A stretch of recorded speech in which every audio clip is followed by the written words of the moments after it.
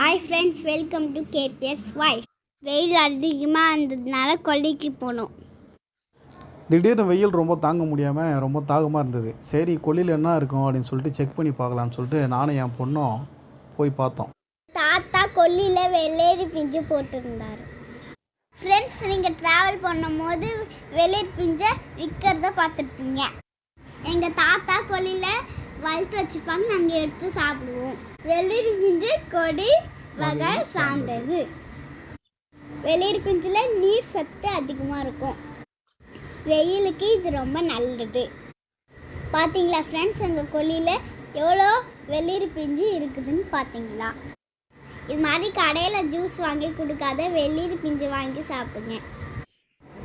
செடியிலிருந்து ஒரு வெள்ளரி பிஞ்சாக பறித்து ஒரு இடத்துல வச்சுருக்கிறோம்.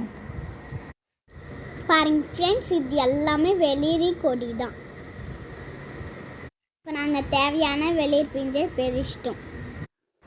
மொத்தமாக வெள்ளரி பிஞ்சை பறித்து எடுத்துன்னு போயிட்டு நாங்கள் ஒரு இடத்துல வச்சுருந்தோம். அதுக்கப்புறம் தண்ணியில் போட்டு அதை வாஷ் பண்ணோம்.